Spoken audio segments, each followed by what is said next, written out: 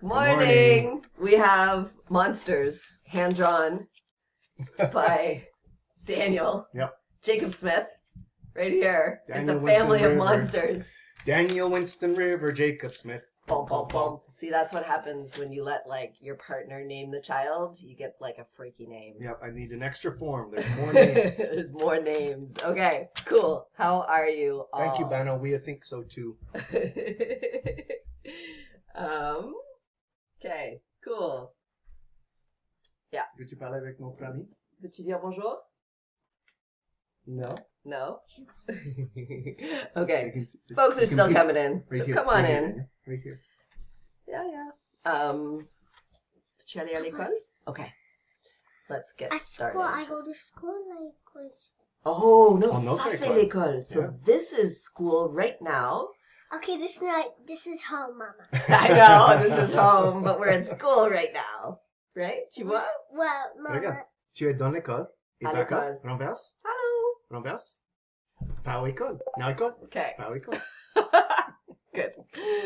Daniel's been home for a little while, right? Mama, Yeah, this is certainly, part of the don't, monster. Because you have the sniffles, just like a whole Mama? bunch of people. Yeah. Yeah. This is part of the Oh, this is part of the monsters. Here's another monster. Amazing. Yeah. Cool. They look Okay. like, Mm-hmm. Oh, the thanks, Baymax. Merrick. They look like Baymax. No. Do the monsters have names? Oh. Oh. Yeah. No? This looks like a... Blueberry. This is like a strawberry. Yep. And Je vais appeler this, bleuette. and this looks like a grape, A Yeah. grape? and this looks like a green grape. I think. Uh-huh. Oh, raisin fraîche. Okay. Okay, Yeah. should we talk about squirrels? We should talk about squirrels. Right? You love squirrels? Because Yeah. they're cute. Because they're Yep. cute. Okay. Yeah, they're cute. So, let's talk about squirrels. Here we go. They're kind of cute. They're kind of cute, yeah? Yeah. Do you want to see some cute squirrels? Mama, I want a pet squirrel You want a pet squirrel? for my birthday. Okay. That always listens to me. when Your I say birthday? Do you know when your birthday is? when. In 12 years. Uh-huh. Okay. When you'll be 7. Okay, so welcome back, everyone. Today we're going to talk about endotherms, so the furry, cute things. And we're going to talk about some really furry, cute things. Yeah. But what we wanted to remind you, though, is that even within the group of endotherms, there is so much variation, right? And it all depends on context and evolutionary Wait, history what? and all of the things that we've been telling you about, right?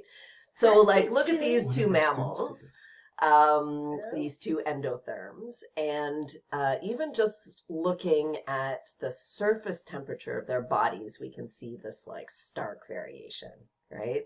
And they're fighting sort of different challenges, right? One of them is living in an environment that's freaking cold, and the other one is living in an environment that's really hot. And so obviously their physiologies are going to be different, and their adaptations and their lifestyles and everything are going to be set within that context, right? And you've already learned some things. Polar bears leak heat through their butt. Go and write that down. Your day is like... Your day is done. I mean, it might get better. Canada might score a goal. We might even win later on today. Are we playing like right now? No. No, It's okay. where are you pointing? I don't understand. 2 p.m. 2 p.m. The men's finally catch up with the women's team. Okay, I teach at 2 p.m. Okay, so let's take a look at two mammals, or two endotherms then. And we'll start out with higher surface area to volume ratio. Which one has the higher surface area to volume ratio?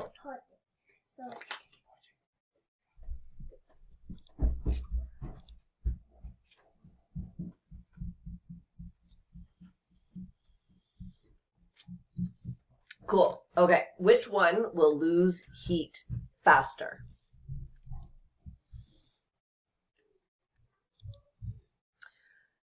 Which one has a higher metabolic rate per kilogram. Super good. Excellent. Yep, that's awesome. Okay. And if we all just delete our stamps, we can keep Sam's bird right there. Thank you. Okay, awesome. Yeah. Okay, cool. So what then do endotherms do in the cold? So let's focus on the cold. So we're going to say goodbye to the elephant. We kind of did the mammoth thing the last time. So let's think about the cold environment. What do endotherms do? What are some of the things that you know that endotherms do in order to survive through cold temperatures? Start local. You're an endotherm. You're an endotherm. And then think more distant. What do you do? Yeah. Things that are less like you. Mm-hmm. So let's get like a whole bunch of things. You can write on the slide or you can write in the chat. Yeah. Dr. Jacobs, one of the things that I know that you do is you augment heat. There is a heater on the floor over there that is not there when we teach in earlier months of this course, when we teach in this room. Because there's no heating in this room. There's no cooling in this room. There's like no ducts. It's really bad. Shiver. Eat. What else? What's going on in the chat?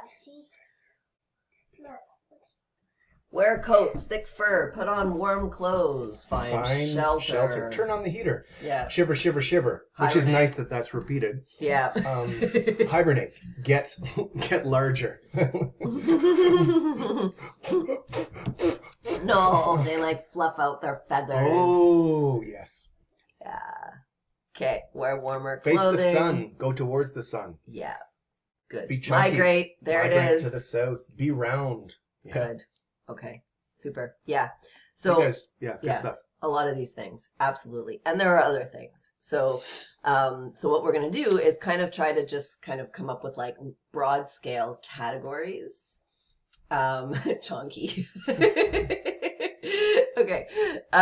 Broad scale categories, right? So we're gonna try to find someplace warmer. So that falls into a whole bunch of possibilities, right? Including migration, but also including finding shelter. Try to generate more heat. Allow certain parts of your body to cool. Allow the entire body to cool in a rather controlled manner so that you don't die. So those are kind of like some big categories, and then within those can be subcategories. Just like we had freeze tolerance and freeze avoidance, and then underneath those there were some specific things, right? So same kind of deal here. So you can like generate more heat, you can find a warmer place, so you can find a warmer environment. You can allow certain parts of your body to cool so that you shunt the heat to the important places. Or you can just like basically go dormant for a little while. And those are the big sort of high level options available. And there's high level options that you can deal with as an endotherm behaviorally and physiologically, or both at the same time. Yeah. That you can kind of put, you don't have to like put all of your eggs into one basket with any one of these things. Often you'll see specializations, and we have the opportunity in this class to talk with you about a couple of things that are pretty darn good at one or the other of these things. But keep that in mind, that behaviorally, just as you, like, because think about these things, you can put eggs into each of these baskets, but it doesn't mean that you're not going to find someplace warmer if you try and generate more heat. Right. Cool. So, generating more heat. Within the generating more heat category, there are some options. And Callum nailed it here with number 4. You can eat. You can eat. You can engage in muscle activity. Obviously, you know this, when you're exercising, your body's going to heat up. You're going to feel warmer. You can shiver, so you totally nailed that one. And then there's something called non-shivering thermogenesis. So there are ways of generating heat by burning certain fat tissues that create heat without the need to shiver. So we're going to go through some of that today. Cool. Yay. Okay. Should we clean that? We better clean it. Yeah. Sorry, Sam. Here we go.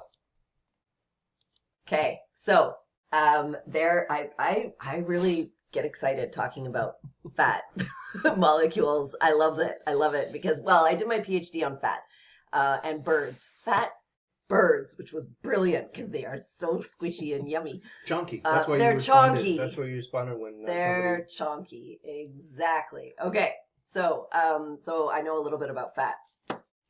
A lot, maybe too much. But fat is a miraculous molecule. And it is miraculous because it stores an incredible amount of energy. There's all sorts of fantastic physiology to learn about fat. And you'll have to like put me on pause or something. But basically we have two big types, and then within those we have like 26 different types of molecules and all of this like really fun stuff. But there's two big types of fat. For the purposes of this course, we're going to call them white fat and brown fat. And brown fat's amazing. White fat is the fat that we are most familiar with. As we're listening to this, I'm interested, and it will, in turn, there'll be a positive feedback to how much we talk about this. For how many of you is brown fat, brown adipose tissue, is this going to be a new thing? Is this a new thing? Yeah, for how many of you are like, oh yeah, I think I've touched on that before? Tell me if it's a new thing by giving me a stamp on the right-hand side of the slide. And if it's not a new thing, give me a stamp on the left-hand side. That's interesting. Okay. It's cool. Well, thank you. So we get some reminders and some introductions. Some reminders, some introductions. Okay. And yes, it was in the pre-lecture readings. Yeah, okay. That's fine. But, whatever. Okay. So, white fat is called white because it looks white. And brown fat is called brown because it looks brown. Slow down. Whoa. You didn't say we were going to start in the deep end. Okay, but let's talk a little bit about why it is those colors, right? So this whole idea about form and function and all of these things really come into play here. So if you take a look at a white fat cell, it is largely a Tupperware container. So it will hold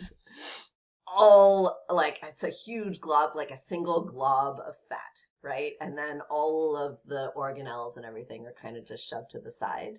But really the function of that cell is to contain fat, right? And it's fat that is used for high endurance or long endurance energy generation. So when your body starts to exercise, for example, we start mobilizing the stored fat. So these are energy reserves. These are stored fat. And it takes about 20 minutes before you can start to burn fat that's stored in your body. Because you need to have carrier molecules, and in order to sort of upregulate those and to bring them where they need to go and to get the fat and then to bring it to your muscles and all of that takes about 20 minutes, which is why they say that if you're going to try to change the distribution of fat around your body, you might want to exercise for a little bit more than 20 minutes, because that first 20 minutes is just all about, kicking in the process rather than actually burning fat. So Tupperware container of lard.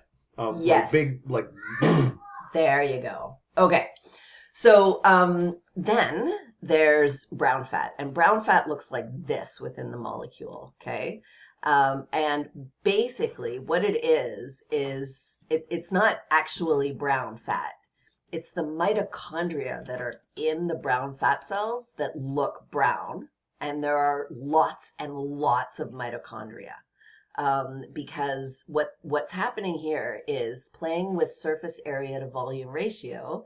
The fat is distributed in smaller globs around the cell to increase the surface area to volume ratio, so that it is more readily available to mitochondria. And mitochondria are the powerhouse of the cell. Thank you, Ontario curriculum.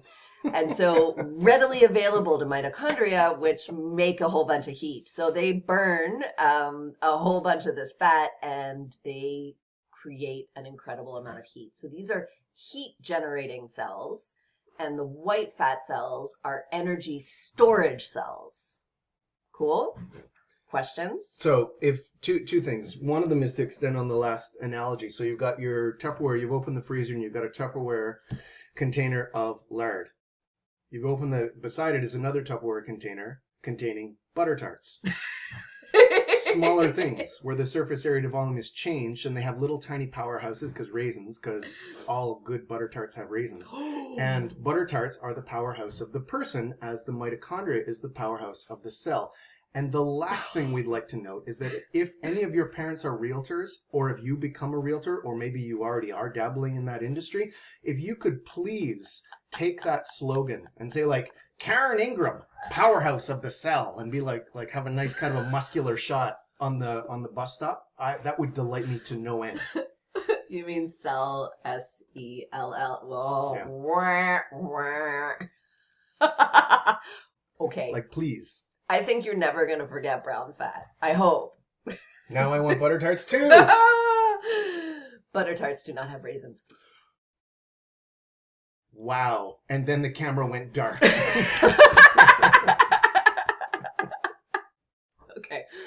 Okay. So, not only then are the cells different from brown fat or white fat, but the distribution of it within your body is also different, right? Because it has different functions, okay? So the white fat is energy storage molecules. This is amazing. It's bananas. I think this is amazing. Yeah. And then the brown fat is heat generating molecules, right? So obviously it makes sense. And this is kind of one of those just so stories, but it's actually just so, that the brown fat is located around certain organs and certain areas that are just critical to keep warm, especially when your surface area to volume ratio is the highest when you're a baby, right? So small body size, more brown fat, because you're teeny weeny and you need to be able to generate heat, right? And so if we take a look at the distribution of this rather scary looking baby, like, that's a pretty scary baby. Take a look at the distribution. And what we see is... Yeah, this is a baby drawn by someone who's never seen a baby. Yeah, I think so. The eyes are way too small. Baby eyes are huge. Okay. Yeah, exactly. Laser eyes. Okay. So take a look at the distribution of brown fat, though. We have it around the heart, right? Around the sternum. And then we have it around the kidneys. Okay. And then in adulthood, we reduce the relative proportion of brown fat that we have. But we also still have it, and you can see when it's being used in order to keep warm, or keep those areas warm in colder temperatures. So you can see those dark blotches that are around the kidneys, as well as the reproductive organs, as well as, up in here in the shoulders and in the heart. And there's some good observations. That is like the airline pamphlet baby, like. Oh, it totally is. Is that where we got it? Nightmare fuel. The baby's first word was mother. It's like. So there's been some butter tart talk, and I just wanted to throw in there that if you're not in the chat, I have put in the chat a gift of delight for you, which is the recipe for my Aunt Pam's butter tarts. Oh, Aunt Pam's butter tarts are amazing. Which are kind of the best food ever invented by humans. Yeah. So. Yeah, Aunt Pam's amazing. Yeah. Okay. Cool. Are we good with this? Oh my god, it does kind of look like poutine. Poutine. Sorry, I was off onto another brown fat. Okay. Amazing. Okay, so next what we want to do is we want to talk about hibernation and torpor and the difference. And so we've been doing like a lot of like the difference between these things throughout the whole semester.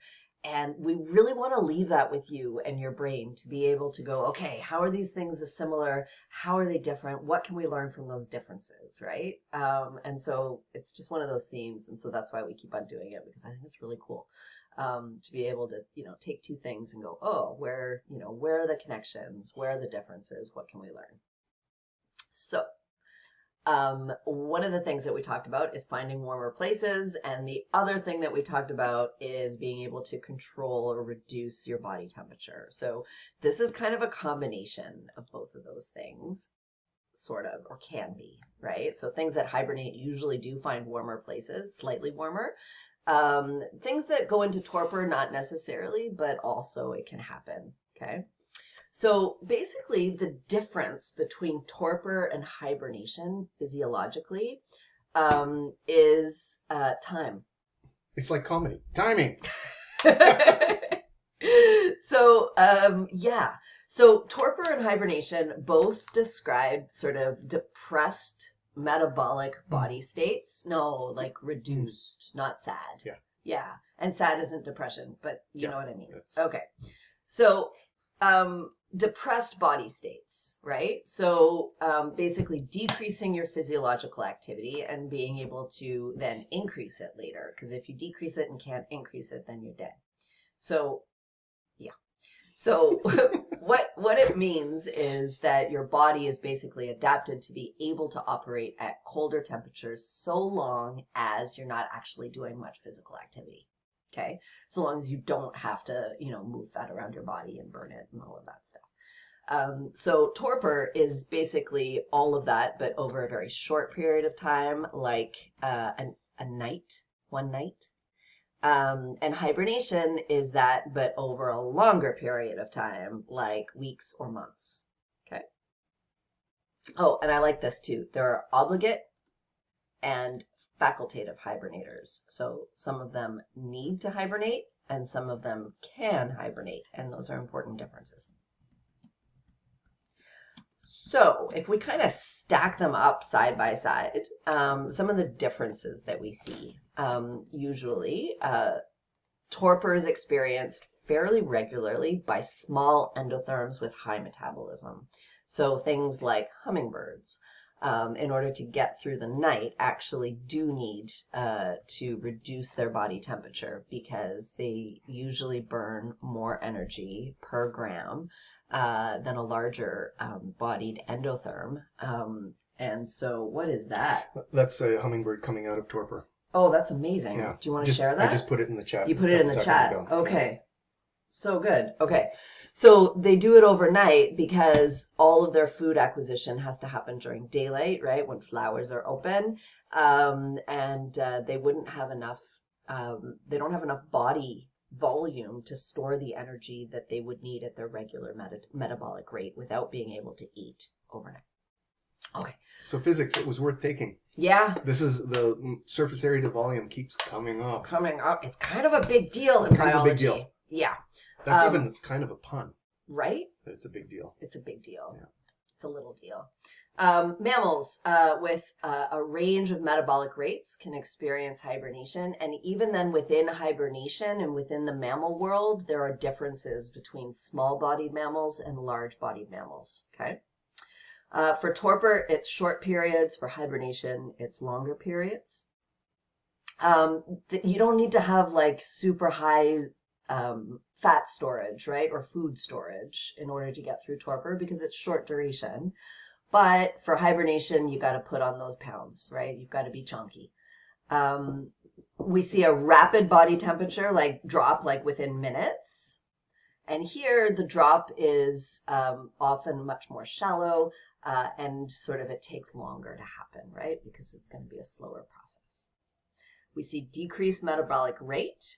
Here we see decreased metabolic rate, breathing, and heart rates. So, a whole bunch of stuff is going into action. And then on reheating, in order to reheat, what we see is a sort of physiological sequence of first shivering and then fat burning, right? And remember, because it takes a while to start burning fat, right? About 20 minutes to upload and get things where they need to go. So shivering starts that process and then shifts over to then burning fat in order to be able to reheat. The one thing that's different about hibernation is this hyperventilation, which actually happens first before shivering. And the reason why animals need to hyperventilate or pant, essentially, is because when you've been in hibernation or a depressed metabolic state for a long period of time, your body really gets oxygen depleted in a way that isn't the same in torpor, right? Months and months and months of this like depressed metabolic state really does cause this oxygen depletion that first needs to be reinvigorated by hyperventilating. And so you'll see animals that are coming out of long periods, they're going to be panting first before they can even start to shiver. Cool. So this is just more stuff about white and brown fat because I just think it's awesome. Within each of these droplets of fat, there's about 26 or more different possible types of fat. And I think you're going to be reading about that if you haven't already in the pre-lecture readings. But it's just really cool. So a fat molecule is essentially a carbon chain, right? And they can be 6 carbons long, which is not really common in sort of the natural world, up to about 26 carbons long, but again, not common. So like the common sort of range is about 16 carbons long to about 22 carbons long. And then fat molecules can have double bonds between the carbons or single bonds between the carbons. And the ones that are single bond are straight, and the ones that are double bond are kind of kinky, right? Yep. You want to stand up with me? I'll show you what all of that means. Yeah. Okay, so, okay. And this is that whole form and function thing, which is bananas to me that this works, okay? So imagine you're the lipid bilayer, right? And he's a lipid, I'm a lipid, okay? Okay, and so this is a cell membrane, and we're like a whole... Back in the day when we were in person, we would totally make you come up to the front of the room and form like a really big lipid bilayer. So just be happy that you're like in your beds right now. It's a line of 2. Yeah. Okay. So here we go. So basically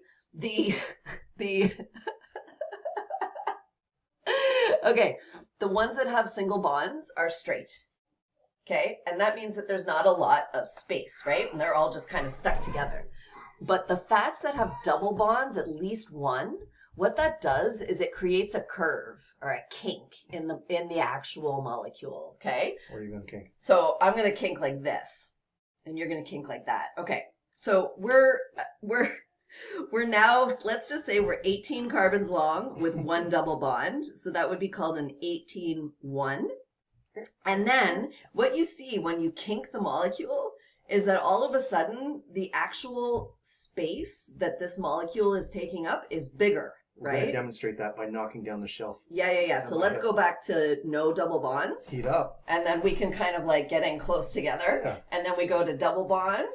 And all of a sudden we occupy more space. Do you get that? You're good? Okay. When you occupy more space, it means that there's like more just like just like stuff around. No, when you occupy more space, it means that you can be more fluid. And when you're more fluid, then your whole cell membrane can be more fluid, and it can allow for more things to pass through the membrane, right? So when we talk about like rigid cells, you think about cholesterol, for example. It creates cell rigidity. Cholesterol is this like big fat glob that kind of hangs out in your cell walls that really just makes things rigid and decreases the ability to like pass things from one side of the membrane to the other. The difference between saturated and unsaturated fats kind of follows a very similar principle. So no double bonds means that it is more rigid, and double bonds means that it can be more fluid. And there's an adaptation of being able to control the fluidity of your cell membranes by changing the composition of the fatty acids. Can cell walls shift between being bent and straight? Yeah, exactly. In ectotherms, this is a thing that they do. because as the temperature decreases, the fluidity of the cell membranes also decreases, right? Because the activation energy is lower. So what you can do to compensate is you can swap out the unsaturated. You can swap out the saturated fatty acids for unsaturated fatty acids, and then it can make it more fluid, which is just bananas to me that this stuff like happens. Anyway, cool. Now, let's talk about adorable furry mammals. Oh, speaking of adorable, that, come here. This is all about you. Speaking of small surface area to volume. There, small surface area to volume ratio. Look at that chunky volume. Look at your little chunky volume. Okay, so ground squirrels. They're a thing, and they're amazing, and they've been around for a while. There are many species of ground squirrels. And in fact, we're showing you a couple of species here. The Richardson's ground squirrel, but also I think it's what is it called?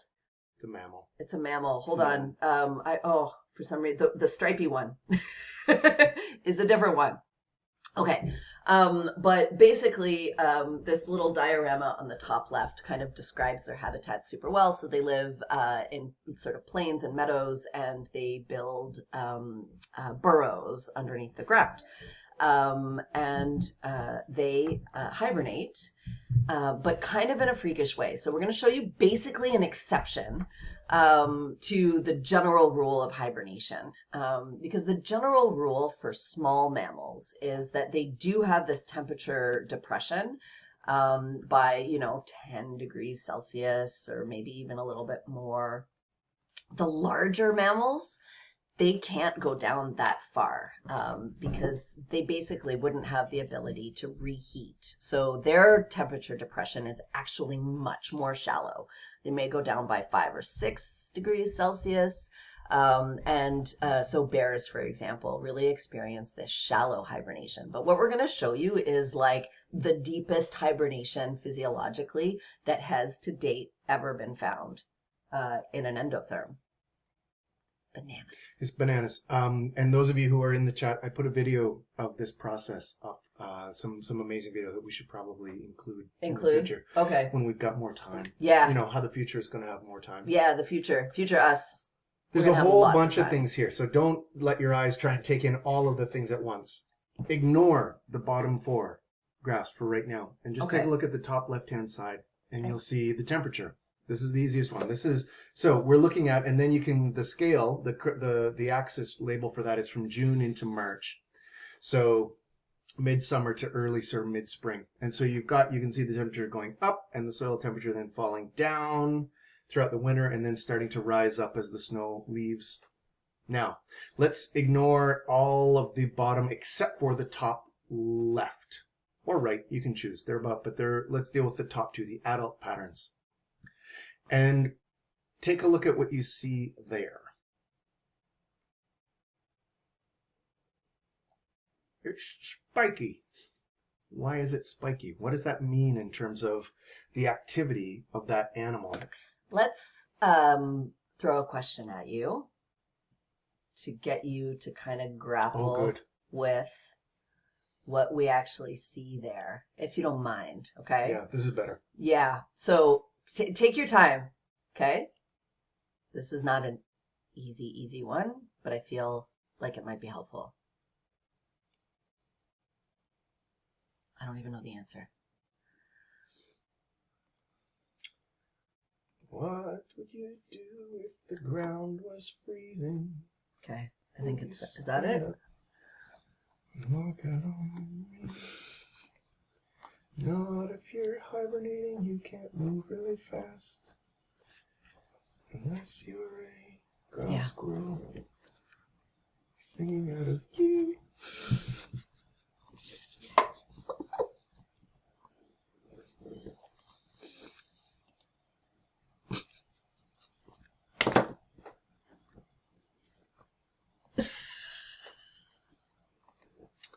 I get by without a post tissue in my cell. I've got some mitochondria with some fat cells in my cells. Ooh, I'm gonna sleep some more, and then I'm gonna wake up.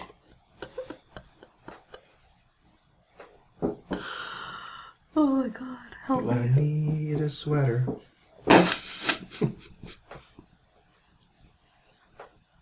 don't need a sweater to love.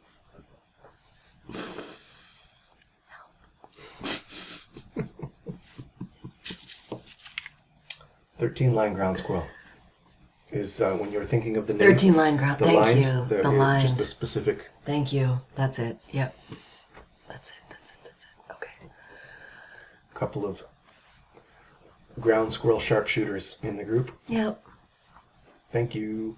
So we've got half of you folks have clicked in, so we'll leave it for a little bit longer. If you. And the dog's name, this one, the small one, is named Lily. Lily.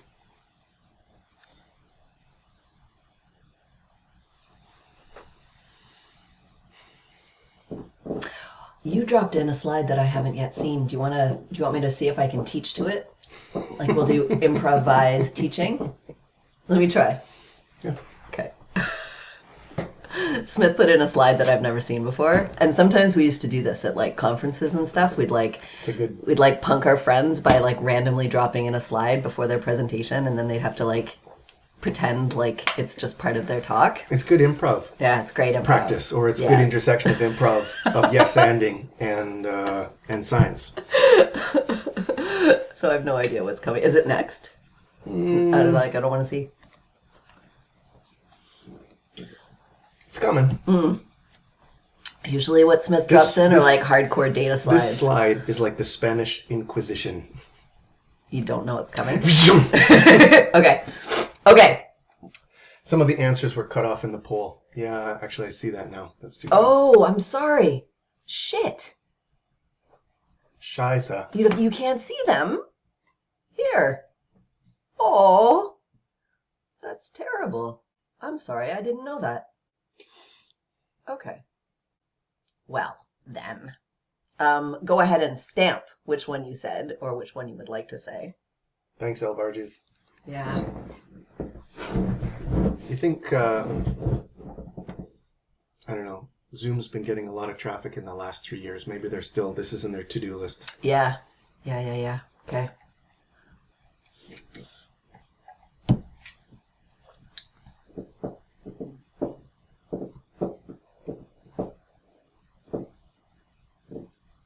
Oh, and it looks like I've cut it off too here. Oh my goodness. Total fail.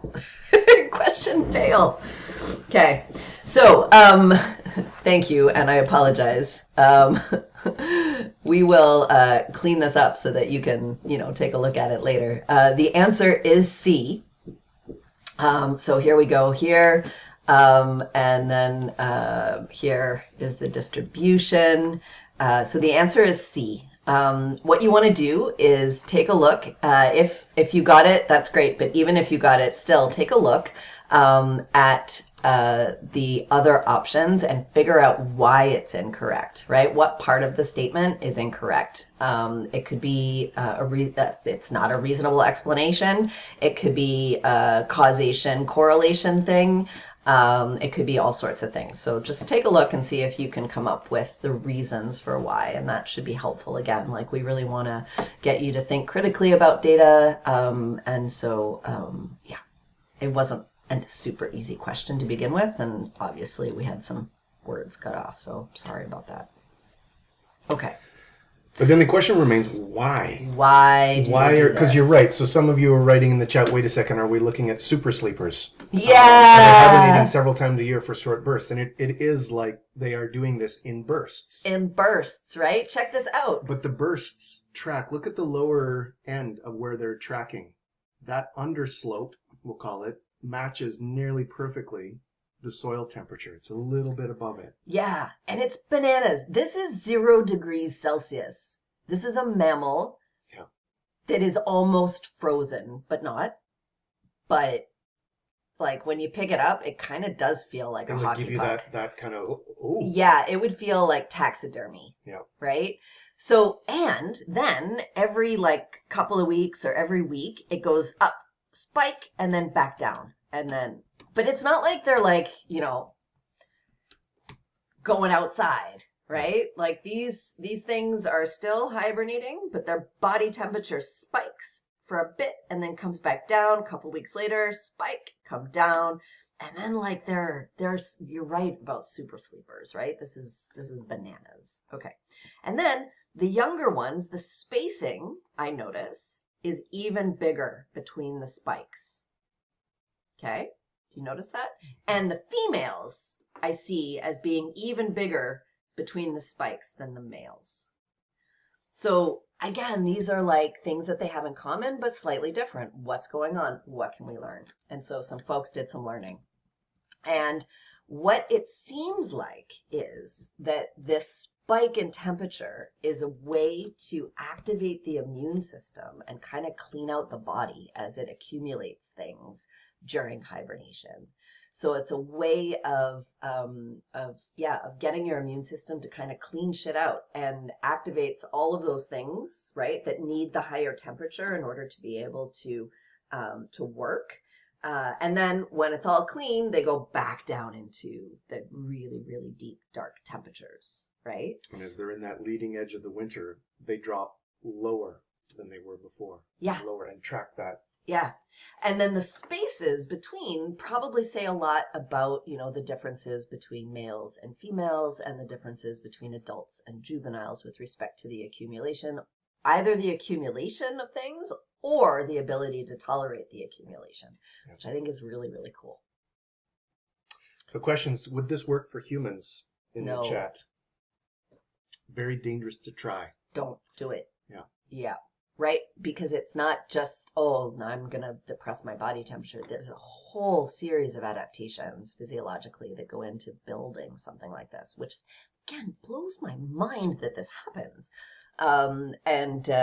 So we don't have much, although what we do have to learn from it, again, has to do with things like short duration temperature changes for transplanting organs, for example, or, those types of things, medical applications. And before we get to the next slide. Oh, is this the next slide that I've never seen before? Okay. One of the other things that we need to think about it is in terms of the distribution of small mammals, for example, small endotherms across the world in a changing climate.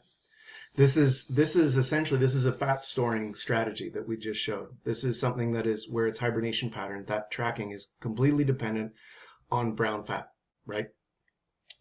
Not all small mammals are like that.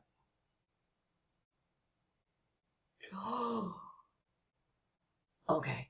So this is temperature, right? Okay, this says temperature, and then we have a control. So I assume that it's different diets, peanuts and sunflowers, and this one is eating something else, but I don't know what it is. Just like whatever it wants. It's foraging. This is just something, yeah. Okay, and we've got is it body temperature? It must be because it's around 35 degrees. Yep. Okay, and then on peanuts and sunflowers, it's able to keep its body temperature in a narrower range over the same time period. And the control has a much broader fluctuation. There's still fluctuations, but by the end of the hibernation period, peanuts and sunflowers, this is really cool. This is the pattern. This is a chipmunk, Tamia. So this is outside happening. Its temperature doesn't go down to like 0 degrees with peanuts and sunflowers. So it can also, but that is a chipmunk on the top as well. But given more food, behaviorally, remember the integration of physiology and behavior here. This is a good forager with a slightly different strategy with less investment than brown fat. That's nice. As the chipmunks is. I like it. Goes to sleep, and we're talking about those heavy deep sleepers. This is a heavy deep sleeper that has put bags of Miss Vicky's chips beside them in the bedroom, and is like can't open the door to get out because there's just Miss Vicky's chips everywhere. Amazing. And so they potentially, who would have more flexibility in the Anthropocene, in a climate crisis affected world? Would it be the fat hibernator or the food augmenter? The food augmenter. Yeah, for sure. Yep. Good job. I love this slide. Isn't this cool? It's a very cool slide. And this is a slide, just in terms of like, Canada's a small place and whatever. I used to play hockey and did my PhD with the guy who made this slide, who's a prof at McGill. Amazing. Now we want to tell you, I'm going to clear. because we're going to end by learning a little bit about Bigger mammals. Bigger mammals. You can see her ear tags, her radio, the top of her radio phone. Get the drugs. Get the drugs. Did you see its eyes? So we'll get somebody to make up the drugs. How about a double? I hit you and run. Okay, now. There we go. Okay, time. This is one of those moments that if something goes wrong, everyone will say they had it coming. And it's my job to go in there and get those cubs? Right. In a few minutes. They're quite young cubs. Their eyes are not open yet. So they're only about 6 weeks old. I think there's 3. You're right, there's 3. You know how I could tell? How's that? You could count? Count the heads. Grab her by the ear and tug on it just to see whether she responds. Pull on the bear's ear. Yeah, right. Okay, I think you're good. Okay.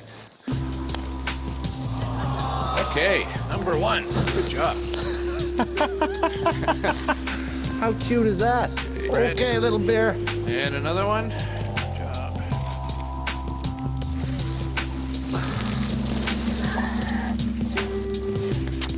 Oh my goodness. Is that the cutest thing ever? Hello, little bear.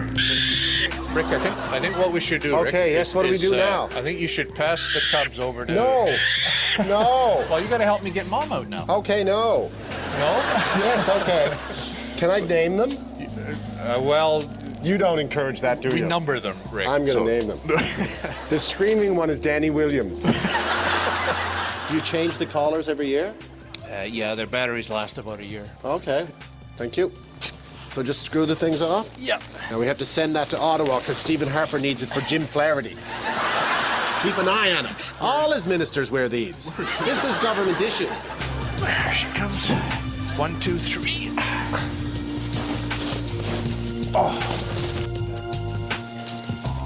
Now we have to weigh this guy. Just put him inside the Put bag. him down in the Loblaws bag. What's he weigh? So he weighs 1.5 kilograms. Okay, shush, shush, shush, shush. We're gonna measure your head. Are Canadian bears the only ones with universal health care? Oh no, look at that. Oh! Okay, let's go back in there. That's it. Here's your new collar. Same as last year's model, except it carries way more songs. I can't believe I have 2 baby bears in my coat. Oh, this one's breastfeeding. Each one of them is with one arm. Nice and slow. There you go. I can see why magicians work with rabbits. There we go. Okay. Okay. 1.4. That's a big 145. 1, 2, 3. Okay. Yep. Yeah. Tuck the cubs under against her chest. And put her right up against her teats. Yeah. And you can put all 3 right in there. Okay. Do I have to put 3 back? Yes. I can't keep 1? No. Just under my jacket on the helicopter? Just her left front leg and put them on her chest. Come on. There you go. Number 2. There we go. Come on, Danny. Oopsie daisies. In you go. Okay. And number 3. Okay. Alrighty. Bye-bye, bears. Bye-bye, bears. Okay. Time to get out of here before Mom wakes up. Now we're going to close off entrance with branches. Okay.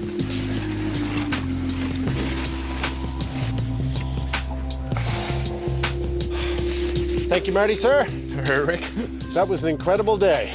I'm glad you enjoyed it. We came, we saw, we protected a species. You're watching the Mercs Report on CBC. That guy. Yeah. Okay. So wonderful. And if you're at all interested in doing bear work in Algonquin Park, we can probably help you find the right people.